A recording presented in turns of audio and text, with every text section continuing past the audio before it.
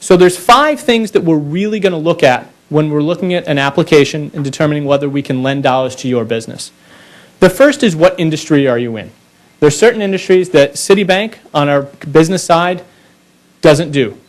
It's because of either reputational risk, and I'll let you figure out what that means, or because the business has been deemed too risky. We've been through a lot over the past few years, and there's certain industries that we know, based on their history, only serve to help put us back where we were at the end of 2008. The other is the request. So, and in speaking about industries, what does Citibank do really well in terms of lending? We look at medical services and related professions related to the medical industry and healthcare in general. We look at professional services and those related to professional services, CPAs, attorneys, other type consulting services, software, those types of businesses. And of course, because we're in the metropolitan area, government contracting. Where would we be without that? The other is the request. We want to understand, with your industry, how does this request make sense for it? Quite honestly, we want to make sure that if you're asking for working capital, that it makes sense for your business. So if you're a medical care provider, it makes sense that you would need a line of credit because it takes a while for your bills to be paid, especially if you're going through insurance companies. If you're more of a cash and carry type business, why does it make sense for you to need that type of lending?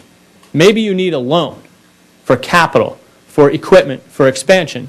So we want to make sure that there's a match up there. The other is your current banking relationship.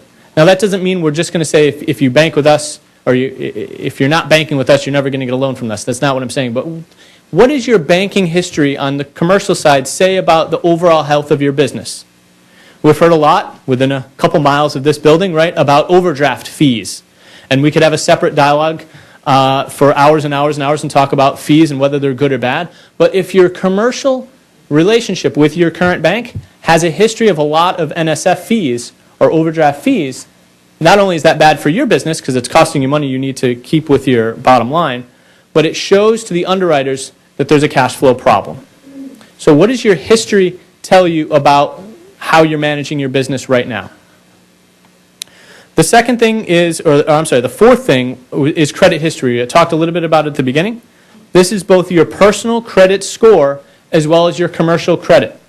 A lot of businesses I talk to in the past 6 months don't realize there's something out there called the Equifax Small Business Credit Score. And it's monitoring how quickly your business is paying off your suppliers.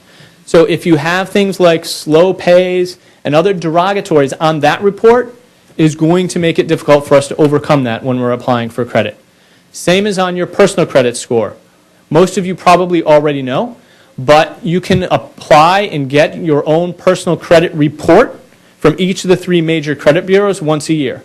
If you haven't done so for this year, I encourage you to do that. Not only can it help you make sure that your credit report is accurate, but it's also the #1 thing we've identified to help minimize the potential for identity theft. So if you forget everything I say about commercial credit today, I would remember to do that because that can save you on the personal credit side. And lastly, is there a financial buffer in place for the bank in case things go awry? So what are you looking at in terms of a corporate liquidity standpoint as well as a personal net worth?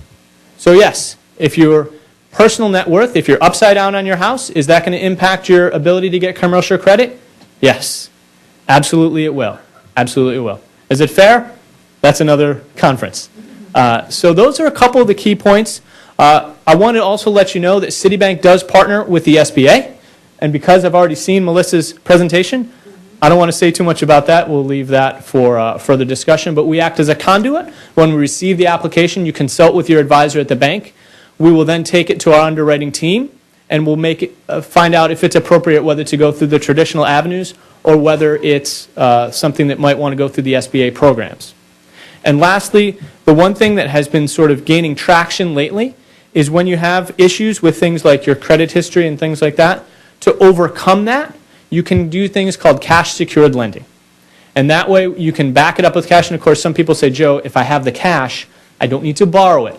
But if you're in a position now where you're looking to build that Equifax business score, you're looking to build the credit, because eventually you'll get to a point, if you're growing steadily, where you will need access to capital. And the best time to start building that is now, when you have the cash set aside.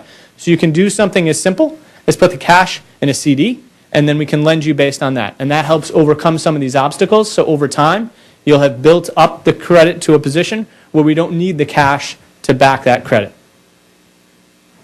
And with that, I will deem the rest of my time to my other distinguished guest.